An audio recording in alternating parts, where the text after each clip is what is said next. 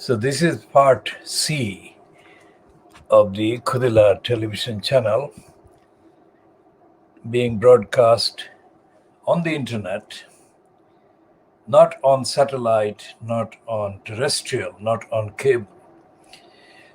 This part C will continue looking at Saturday's newspapers and also previewing our diagnosis of the Sunday newspapers. And this is timed at 23:55 hours GMT on Saturday, the 24th of April 2021. And we shall be looking at some of the Sunday newspapers.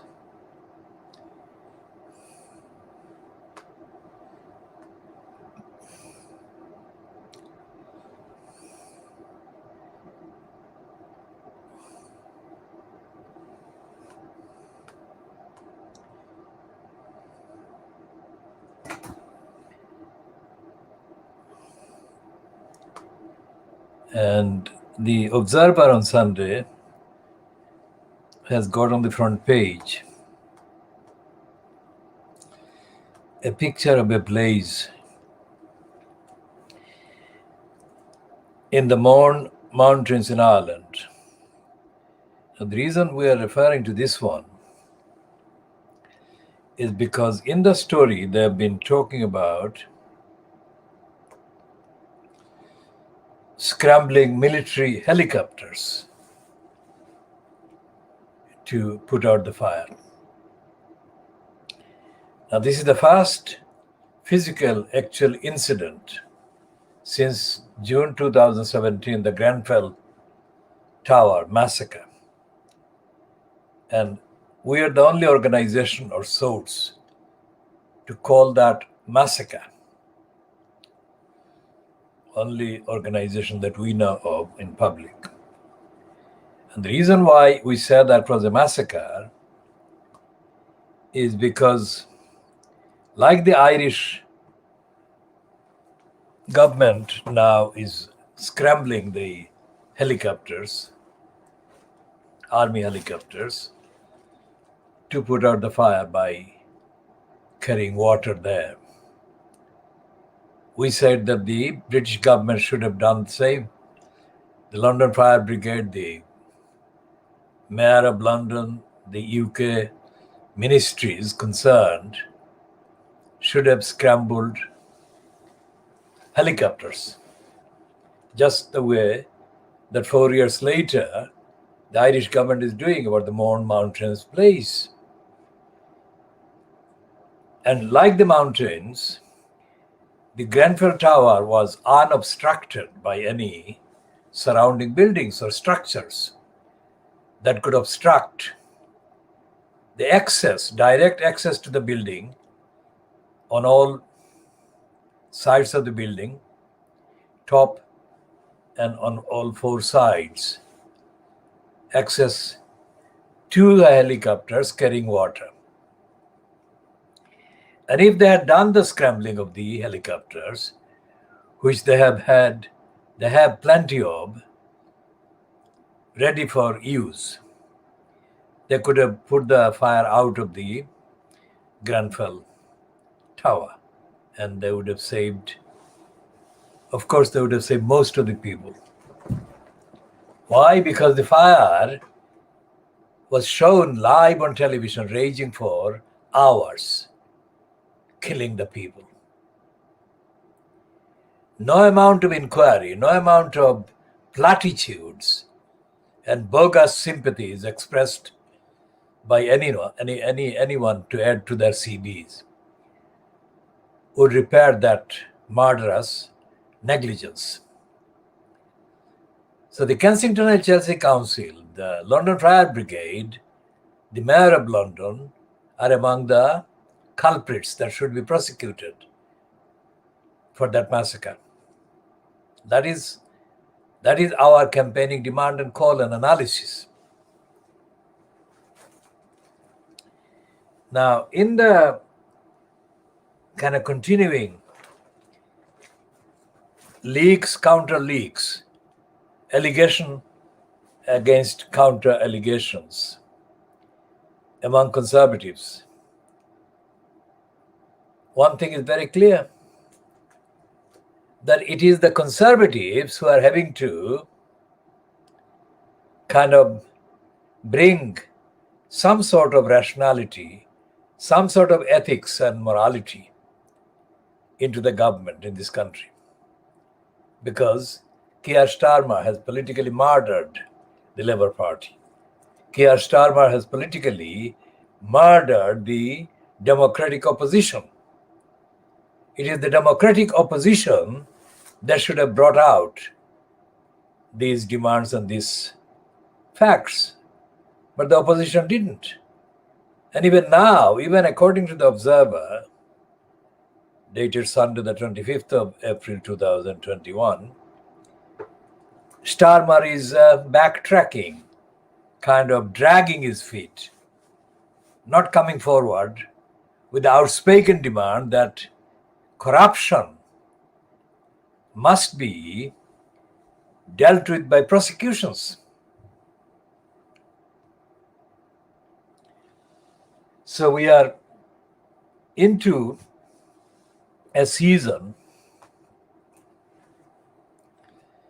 where Starmer's corruption of politics is coming into the focus as well. Now remember what we said about Diana in part 2. We referred to Martin Bashir's interview in part 2, in which Diana said the phrase top job. But this same interview, the same program, that is Panorama, is in the news now because the BBC is now going to broadcast an edition of Panorama containing investigation into that edition of Panorama. So everything we say is topical and contextual, and the narrative of our diagnostic narrative continues logically, evidentially, factually from one aspect of the corruption to the other. And on the Financial Times of Saturday, there was this piece that they have got promoting this racist stooge, an anti-Muslim liar, George Alagitt. The BBC's news presenter, no longer presenting news. It's called George Alagiya, based on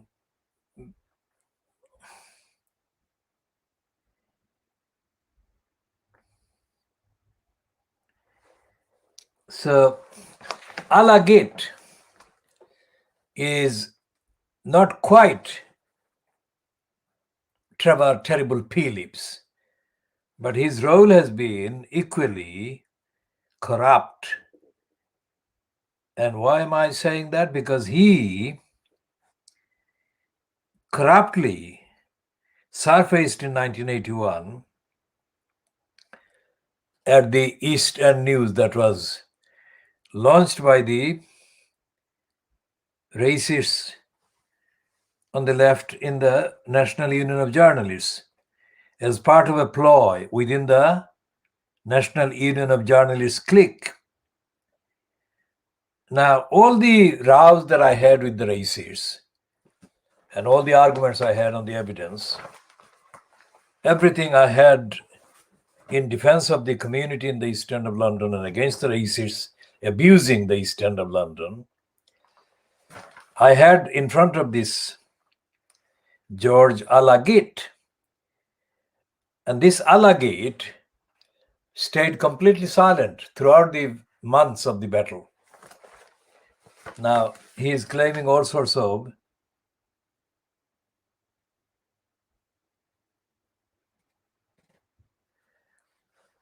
kind of involvement in opposing racism. Now, this allegate was later employed by Altaf Gohar. Altaf Gohar is the crook that I had raging row with at the Institute of Contemporary Arts in the 1970s. And Altaf Gohar is the criminal who was the main bureaucrat of Ayub Khan's government. And he was the top civil servant in the Pakistan bureaucracy. And he lied. In 1977, he lied. He made a false statement in London. And when he appeared as a kind of thinker on the Institute of Contemporary Arts to give a spiel about media and related issues, I asked him why he had told me what he had told me. And what he had told me was that it was impossible, very hard to publish a newspaper in this country representing the subcontinent or the third world or Asian countries. And here he was promoting the idea of what he later set up as the business where Alagate was one of the employees. So I challenged him, and Altaf Gohar actually hit the roof literally. He started screaming from the platform, screaming abuse at me. And I think I told him that he was a liar. I mean, that's the maximum I could tell, because, I mean, the alternative would have been to physically kind of tackle him, but that is not something that I was going to do. So this Alagate, whoever, this is the world exclusive diagnosis of Fleet Street, that is British media, the British politics and all the rest of it. So it's coming to you from a source that has had central, actual direct involvement with the characters and the personalities that are featured in this Street of Shame. And Alagate then got the job at the BBC, and his role was to aid and abet racists, and especially focus on hatred against Muslims. So although his Alagate is from Sri Lankan background, he has similar kind of attitude of hostility against Muslims like Narendra Modi of India. And although he was employed by a Pakistani and a Muslim, whatever the kind of limitations in Altaf Gohar's character as a Muslim, Alagate is ungrateful, and brazenly so. And the fact that the Financial Times is giving him a spin there is not an accident. They would not give that kind of spot to a Muslim, no matter how pure and ethical and moral and highly ethical and moral that Muslim might be. And we shall be talking more about this item in the Financial Times.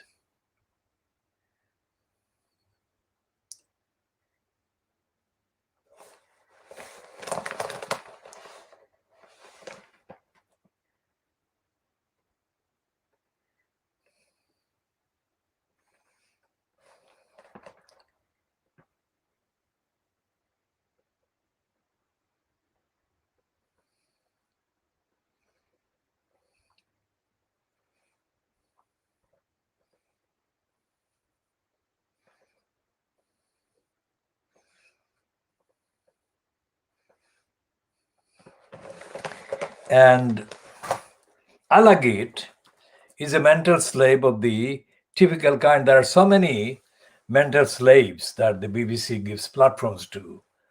And his sources and inspiration and imagery coming from Poland and other places, not from Asia, not from the subcontinent. And that is the kind of measure, that is the test of where his psychology is mentally enslaved. And we shall continue about the other mental slaves in due course, of course.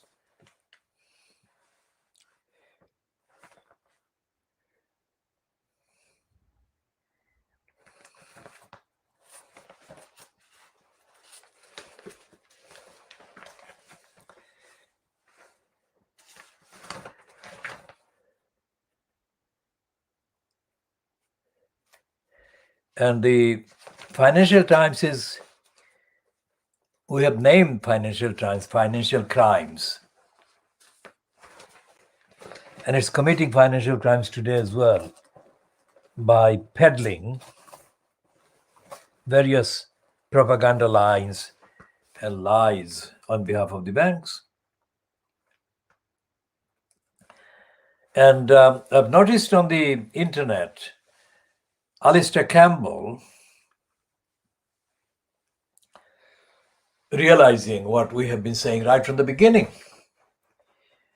that the revelations or the disclosures or the leaks by this series of conservatives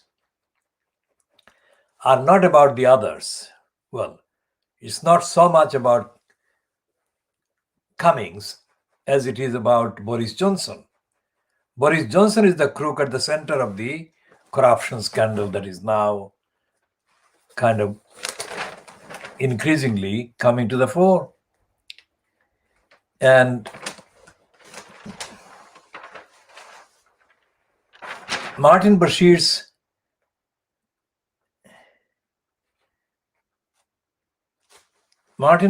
piece, we'll go back to Martin Bashir after checking the latest update about his interview. Now let's look at this one. Cummings bombshell assault and why it is so devastating, says the Daily Mail. And it is referring to Cummings, I mean, in a list of things that it is saying about Cummings. Cummings has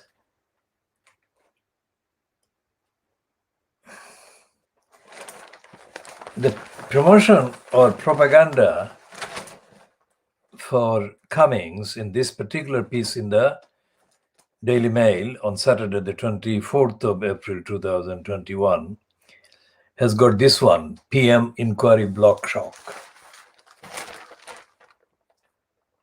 That Johnson blocked one inquiry. Of course, it's a misnomer to call it inquiry, to call these inquiries. These are just diversions, no matter what the glossy is put on the Daily Mail today to make it attractive.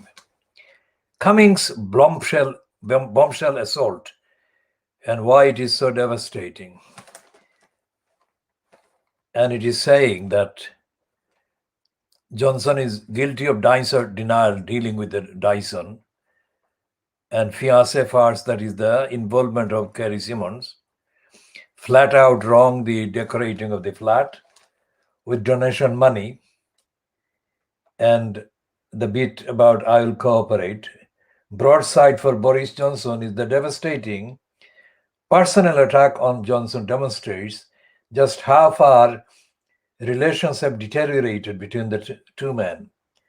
Having masterminded the 2016 campaign to lead Britain out of the European Union, they then delivered the biggest Tory majority since the days of Margaret Thatcher in 2019's general election.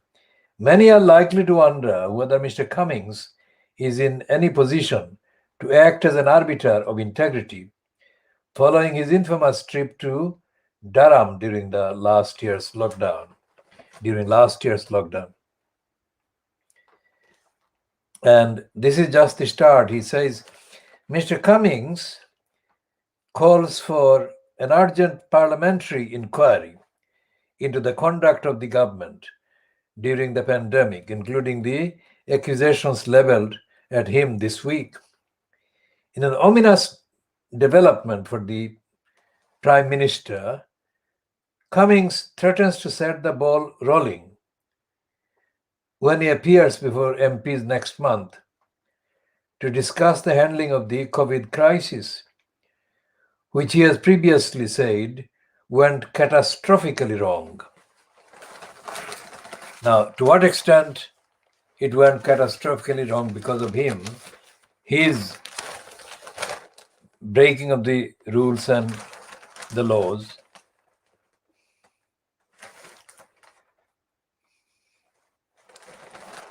and it says that the Dominic Cummings warned Boris Johnson, donor paying for flat decor may be illegal.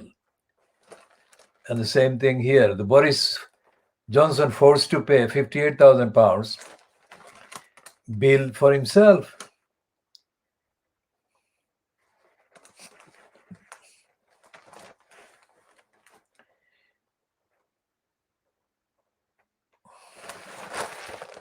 And there are other details about the decoration and the flat, inside the flat, and all the rest of it. And so there is a return to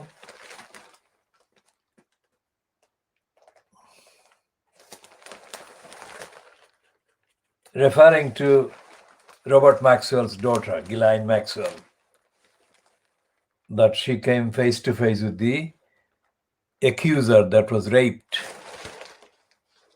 raped by Andrew and was kind of sex trafficked by Epstein, etc. And despite all of these high octane words and headlines about Cummings spilling the beans against Johnson, the Daily Mail is lying because its editorial backs Johnson, not against Cummings' allegations.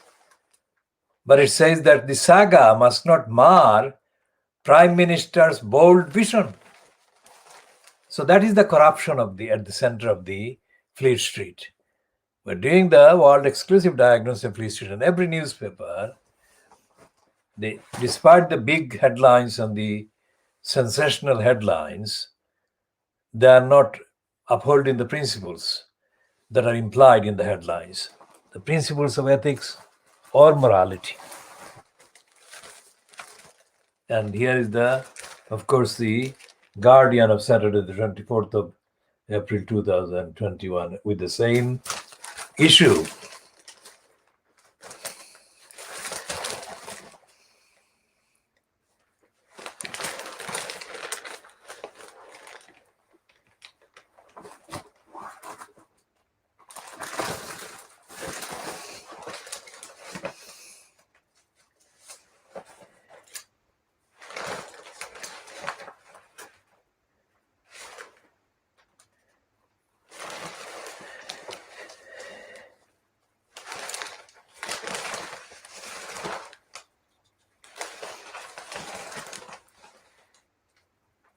And in the coverage of the relationship between Johnson and Dyson, the Daily Mail is not recognizing the victim of sexual and religious harassment,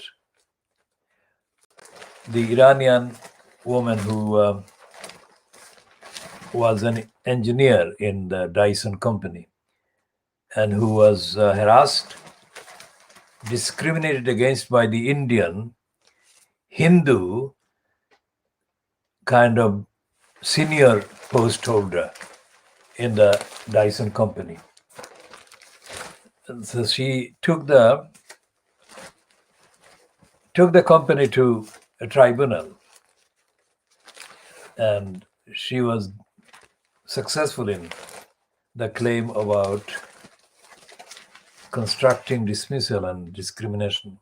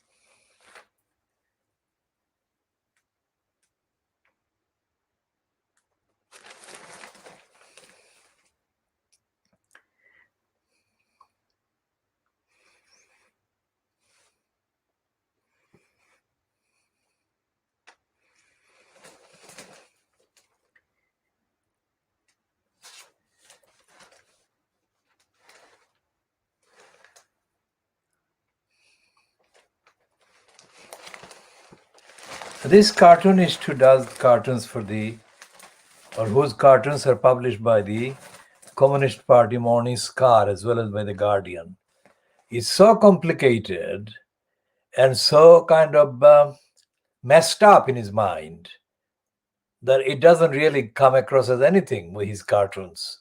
He thinks they do, but they don't make any sense. Cartoons should be instantaneously effective and recognizable, and his are not.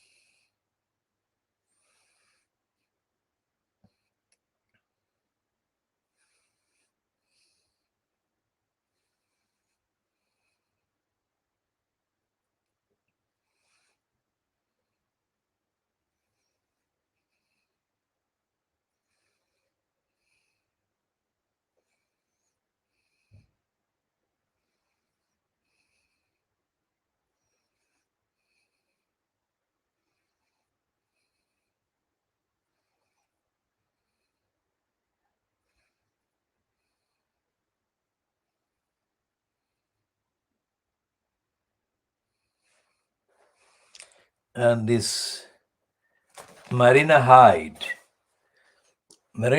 is one of those Guardian writers or columnists with the most pretentious view about her kind of writing, which is like Martin Robinson or whatever cartoons, is completely off focus.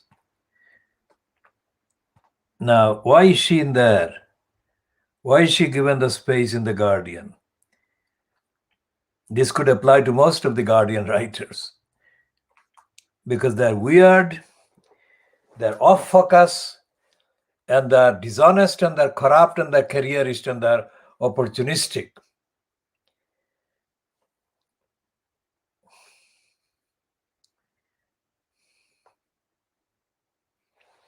And all of the coverage about the comings and goings are opportunistic. In the Observer, it says that Johnson faces MP's fury over Downing Street's lease claims. That is the most overdone, over-exaggerated claim about the significance of MPs. MPs are not furious at all. MPs are opportunistically kind of inserting their names and adding very safe kind of statements. just to make sure that their CBs reflect that they were awake, they were not all asleep. None of the MPs is calling for the prosecution of Johnson well, they didn't call for Cummings's prosecution when he went to Durham, and they haven't called for David Cameron's prosecution. So what this shows is that these MPs and these writers, like Marina Hyde, these people are morally deficient. So the diagnosis of Fleet Street means that the Fleet Street actually is not leading anything moral, anything ethical at all. So for Dominic Cummings to be calling for ethical standard and morality, is it? I mean, this is the actual evidence that there is no morality, there is no moral awareness in all of Fleet Street, in all of the mainstream media. Whereas we have been doing exactly that thing of pointing out and pointing at the immoral conservatives or immoral ministers, immoral Labour ministers, immoral Keir Starmer. So this program, anyone watching, whenever they're watching it, remember we get reminded that we haven't got followers. Anyone watching this, please take note. We don't have followers not because there are not followers. We discourage followers and we reject requests for friends, and we don't want any friends. This publication, this program is not about large numbers of people being listed as friends or whatever. Nothing to do with that. This is to tell the truth. And we don't need even one follower outside of our movement. What we are doing, focusing on telling the truth, putting on the record. So you can find us, and we are being searched and found all the time, and people are accessing whatever way they access, whether it registers or not as listed followers or friends or whatever. We are putting the main evidence on the record. That is exclusive, world exclusive. It means literally that. There is nowhere in the world that any program like this is being broadcast or published. So that is the general answer. The other answer to the people who are writing to us or contacting us with suggestions that they could help us technically, please. We are quite happy doing the way that we are doing the broadcast. We don't need any technical help, and we don't need any help about increasing followers or viewers. That's not the criteria. And we don't buy into the propaganda that the more the viewers, the more effective the particular program is. That we do not accept. Why? Because if you look at the Daily Mail is the, if not the world's most visited website. Daily Mail has, let's say, the world's most visited website for any news outlet. What difference does it make? They've got millions of people visiting them every month. What difference does it make? So the difference is judged by the fact that there is substance in the content. What substance is there in their content? How original are they? As we said, the Saturday edition of the Daily Mail's editorial is screaming at readers not to damage Boris Johnson's vision. What vision? Everything Cummings has said about Boris Johnson actually adds up to being part of the consistent pattern of this congenital liar and self-server. The fact that his fiancée or his would-be wife has got into the frame as being part of the administration and telling him what to do, completely defeats him. I mean, he's failed. And Marina Hyde doesn't go to that point.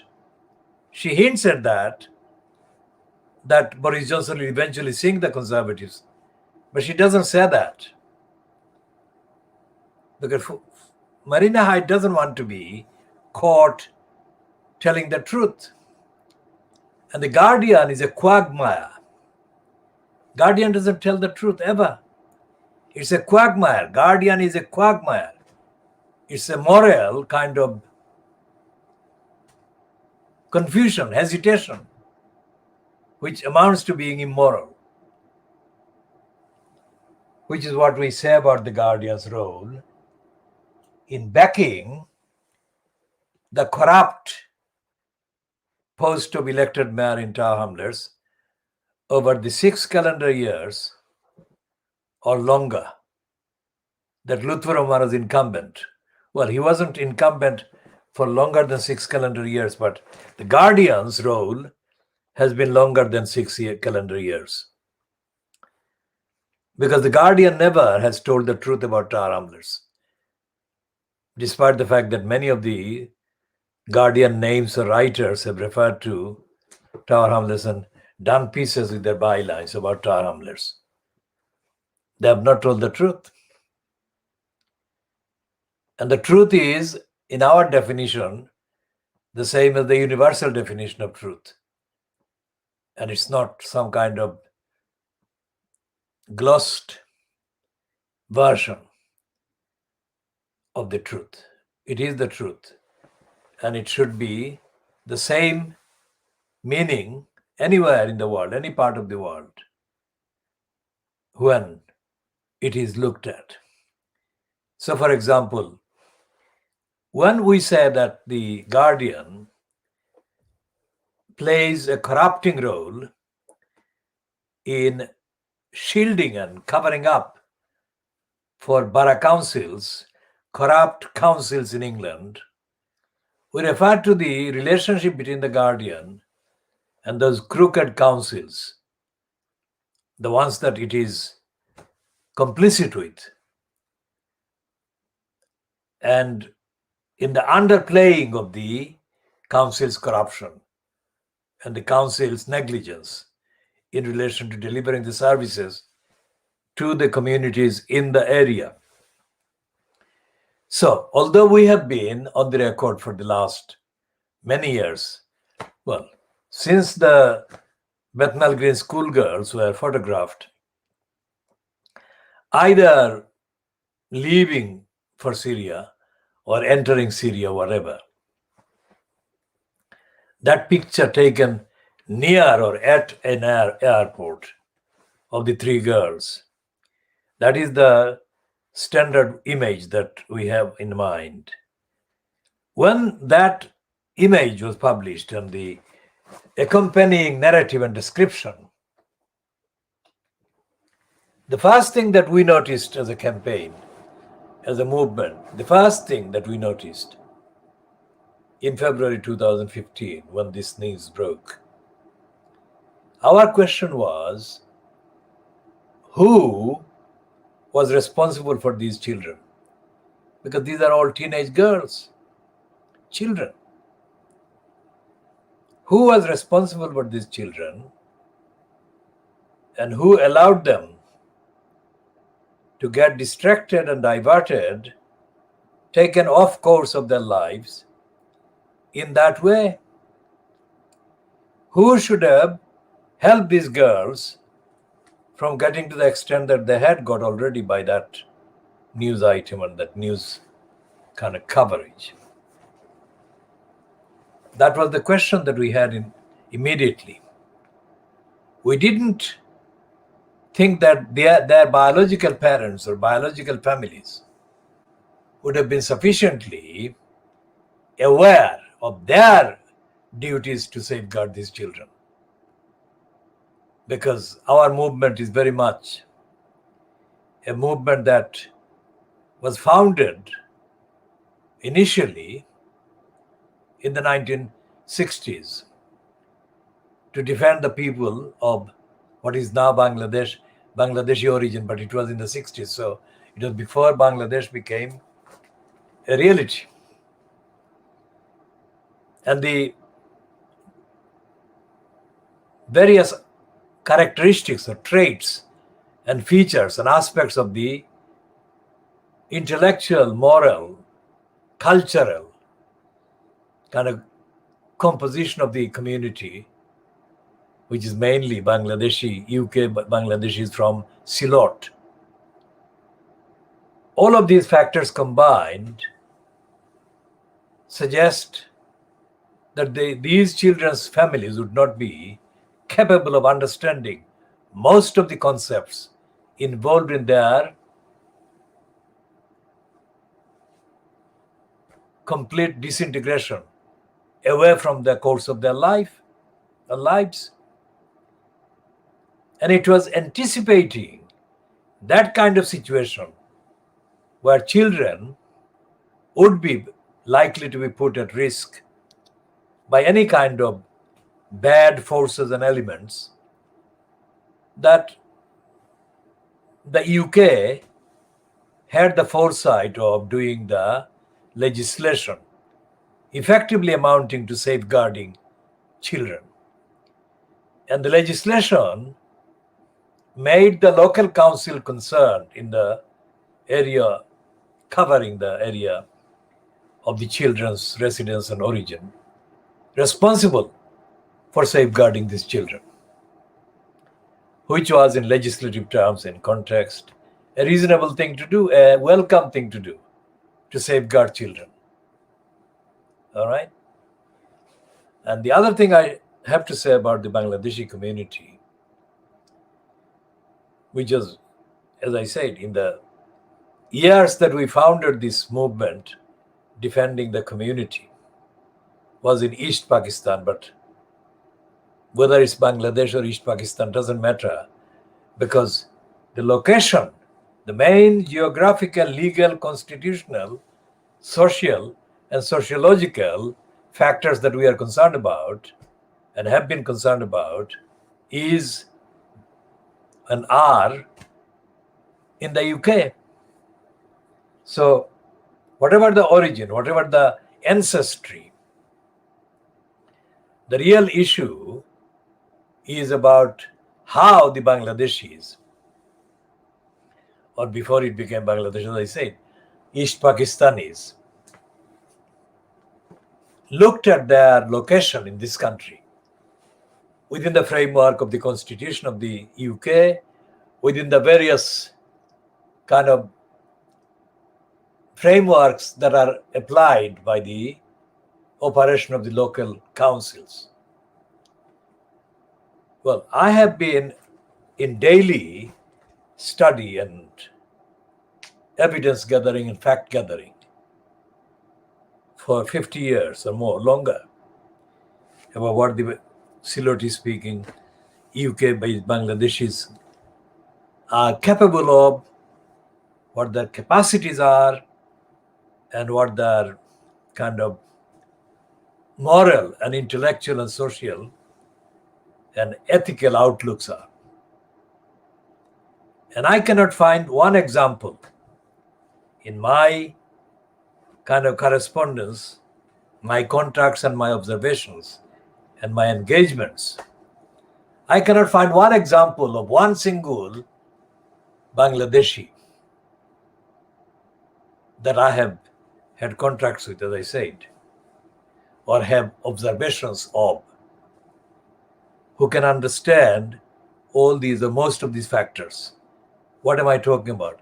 I'm talking about the factors that make it possible for the observer, that is to say, a person who is looking at a set of facts and activities, to say that this is where the girls were betrayed and this is where the girls needed protection, safeguarding. The fact that nobody else even came up with that question other than me is the vindication, is the proof that nobody else knew about this. I'm saying that because there is no evidence that anyone else has said that. Now, if they knew about that, but didn't come out on the record saying that they knew about that, then that is something that I cannot comment on because I don't know who knew about this. I can only go by what is available on the record, accessible. And going by that criteria, I can say emphatically that nobody else knew about this until I raised it, or until years after I raised it, or until years after I had been daily raising it, which has happened in the course of the last few weeks only. Now, the people who should have known about this, by definition, are people who are supposedly elected councillors. But there is no evidence, there is no sign that any of them has had the ability to see what I have been talking about. That the Tower Hamlets Council failed these girls. And the failure goes to the extreme of destroying their lives, literally. If the semi-confirmed and semi-rumored reports are anything to go by, that the two of the girls that went into Syria with Shamima Begum have not been heard of for some time. And it is rumored, alleged, that both of them have died. So that's the extreme kind of danger to which these girls were being exposed by the groomers and whoever kind of brainwashed them. And it is at those points that the Tower Hamlets Council should have been triggered in taking actions that would have amounted to safeguarding these children, protecting them from that kind of consequence. I hope you get, anyone watching this is getting what I'm saying. They were facing certain death, these girls. Nothing could be more serious than that. And the council was responsible. That is to say, under the law, the council was given funding to fund personnel, employees, and to get them to do the necessary to safeguard these children or safeguard other children concerned. That should have been in place, the process of safeguarding the children. And Tower Hamlets Council, to this day, which is now, this is coming to quarter to one local time in the morning of Sunday, the 25th of April 2021. Up to this day, Tower Hamlets Council has not taken any action to safeguard these girls. And that is the proof that none of the councillors or none of the kind of persons in highly paid positions as what is called the directors and senior directors and managers in the children's section of the council was bothered about these girls. Now, is that familiar, that kind of not being bothered about duty? Of course it is not a new thing. Well, in the current atmosphere, Dominic Cummings has alleged that Boris Johnson was unethical and was behaving illegally. Now, if the incumbent in the post of the country's prime minister can be openly accused of being a liar and a lawbreaker, then what chance is there? What chance could there have been of a local council being moral or ethical? Well, that is a cultural question. It's not an administrative question. It's not a legal question, because the council's lack of morality and lack of ethics does not depend on the standard of morality or ethics, or the lack of morality or ethics on the part of a member of parliament or a member of the government. It's a cultural thing, because if it is the behavior of the prime minister that is immoral and unethical and is not being kind of followed up by action, including prosecution, then it can be said that this kind of thing goes on without being taken any action against or over. That is why it is cultural, because it's in the population and nobody behaves any differently from one another in terms of abusing or misusing their positions in government, in positions in decision making. Of all the descriptions about these girls, I mean, our campaign, and I personally have no knowledge about these girls personally, and as at this time we don't know who the families are, and we have no contact, never made any contact, never kind of tried to make any contact whatsoever. So what this means is that our campaign is purely on principle. We are not motivated by or connected with any of the families or the girls, and never have been. What we are doing is raising the questions that an actual auditor, if there were an auditor doing the audit of the council's behavior on a daily basis, would have asked. Can they afford to pay us? Well, they can't. Because the work we are doing is more precious and more significant than any work being done by any of the paid lawyers or licensed law traders or whatever. So what we are doing is the parallel to the council. That is to say, we are offering a vision of the council's behavior in this respect that mirrors the various details of the activity that the council should have been engaged in order to safeguard these children. Secondly, we are doing the job of the Ofsted, because Ofsted is the children's aspect of the council's behavior.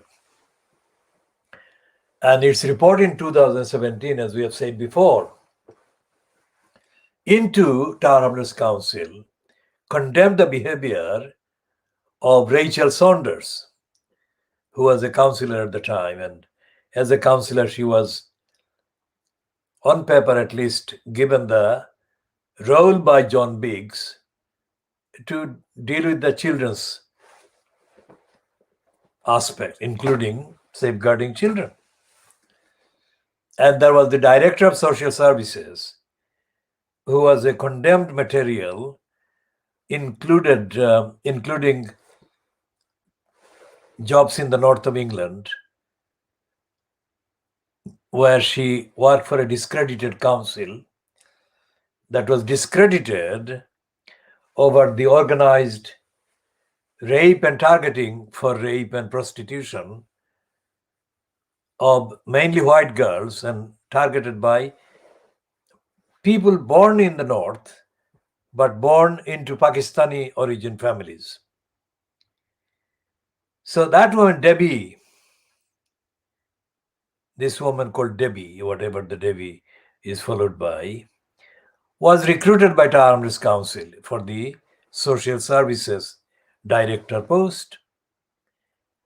And without naming names, I had contacts with her on behalf of parent or parents in a different context, not about these girls, but different context. And I found this Debbie completely depressingly stupid and dishonest and incompetent. Now, that's not a uncommon description of a Townless Council employee. That is the common kind of description. Most of the Townless Council employees are depressingly stupid and immoral and corrupt and racist. So, if the employees in post in the name of doing social services are corrupt, ignorant, stupid, then even if a councillor or an incumbent mayor had raised the issue, the delivery of the service that these children needed would not have been forthcoming immediately, not in time to help them avert the disaster that they needed rescuing from. But the disaster was being kind of operated over a longer period than a matter of days or weeks. And as we have said about the entry on Wikipedia, entry on one of the four girls, Sharmina Begum, in the Wikipedia entry clearly names the East London Mosque and the Sisters Forum. So these girls were brainwashed directly or indirectly through Sharmina Begum. Because when they arrived in Syria a few months after Sharmina Begum had done, she went there in December 2014 and they arrived there in February 2015. So January and February. So it could be 1.5 months between them. But it's too short to make them kind of unaware of the brainwashing that was taking place from the Sisters Forum or via the Sisters Forum based in the East London Mosque. Because they met her immediately on their arrival in Syria, they met Sharmina Begum. So they had the acquaintance, not just because they knew each other, but acquaintance through their groomers and the radicalizers and the handlers and the operatives that played the significant part in Sharmina Begum's going to Syria. So there are more things, there were more things in common among them than there were things that were unique to one in comparison with the other. Whatever the frequency of the contacts, whatever the mode and methodology used by the groomers and radicalizers and brainwashers, now brainwashing goes on from that complex. Brainwashing is contained in the dossier that was submitted to the Labour Party National Executive Committee in 2010 by Abbasuddin Elias Halal, who told the Labour Party National Executive Committee that Lutfur Rahman had been brainwashed. And he was hinting at and pointing at that complex which contains the East London Mosque and the London Muslim Centre, which complex is also associated with the Islamic Forum Europe or Islamic Forum in Europe or for Europe, the one that was mentioned as the most controlling kind of element and factor in the operators based in that complex, mentioned by Andrew Gilligan in his Dispatches program broadcast on Channel 4 television on the 1st of March 2010.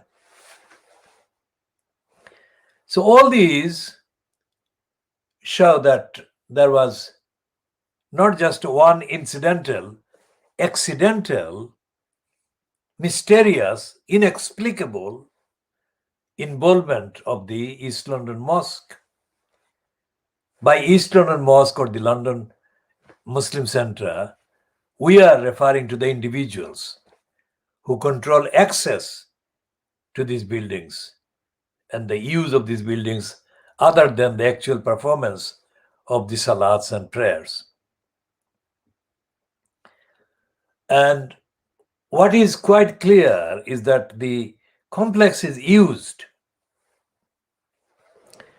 to give an unverified moral kind of height to these unnamed individuals in relation to the UK central government.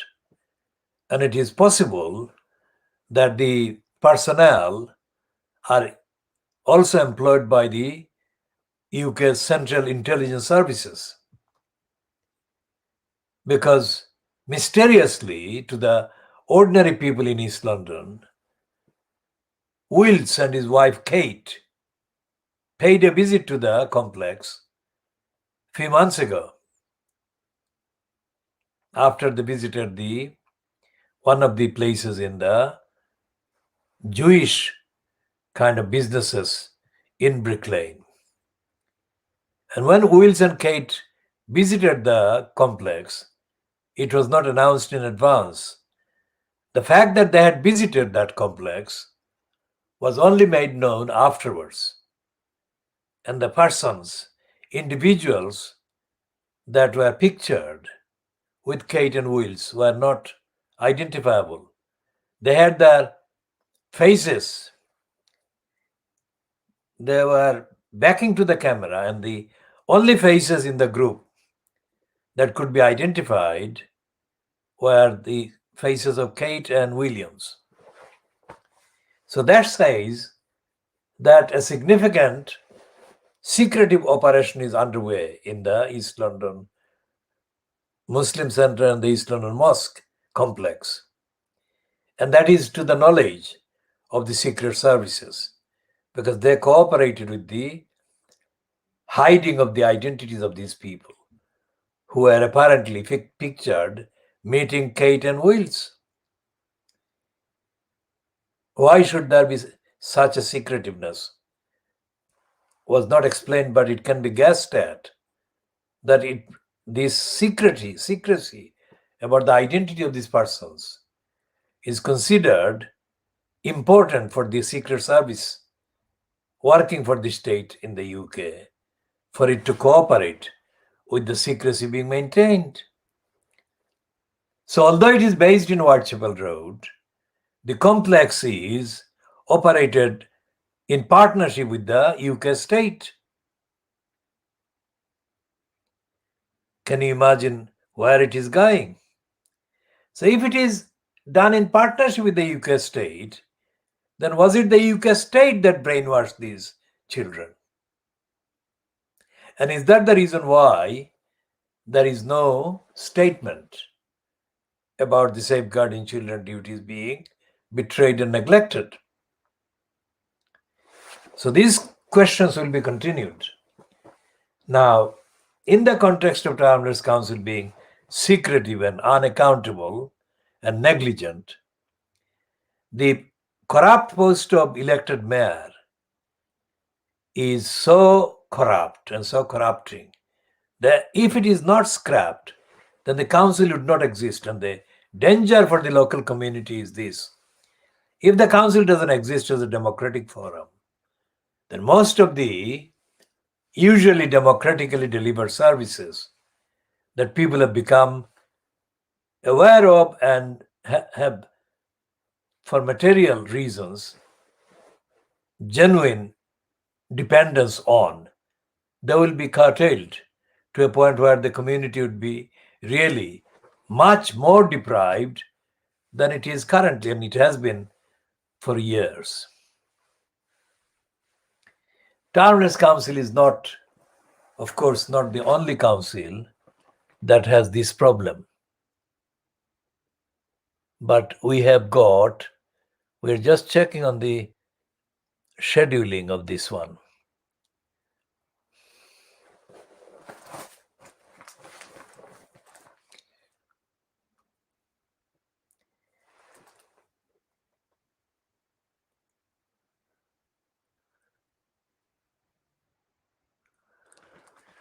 Tower Hamlets Council is, of course, not the only council that is said to be democratic but actually operates as a secret outfit. It's not accountable to the local community. No council is accountable to the local community. Now, that is something of a complexity, because the most kind of ordinary, common view that ordinary people take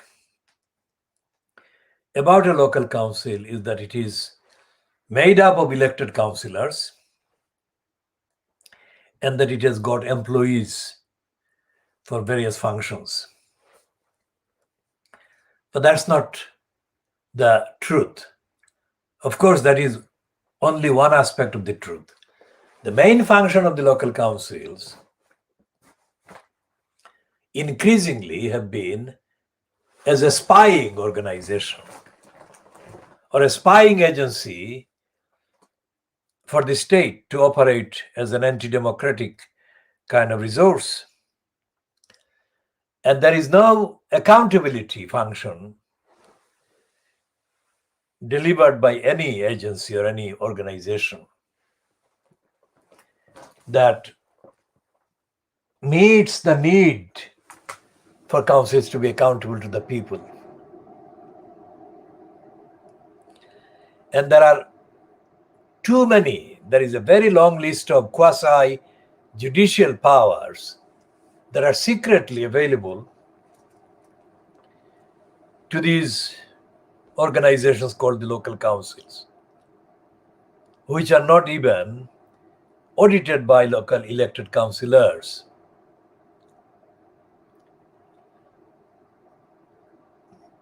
Now, that should be viewed as another failure, because, for example, the 4 girls that have been brainwashed by brainwashers based in the East London Mosque have not been the only victims of the council's undemocratic secretive behavior. Why is accountability so important? Because, as has happened to the victim, whose sexual abuse by a spy from the Metropolitan Police has come into light again during the past week, someone's fundamental human rights can be completely robbed from them without accountability, without transparency, as has happened with this woman. And as has happened for a very long time, too long, because of the absence of any accountability delivered or deliverable by the police in every kind of police force. And in London, police have been able to avoid accountability throughout the last 20 years, since the first post of the corrupt post of mayor was made operational in 2000. As Ken Livingstone supported the police over the police killing of an innocent Brazilian man in Stockport. I mean, there has been no accountability by the police about the behavior towards peaceful protesters last month who gathered to peacefully pay homage to the victim of the murder, Sarah Everard.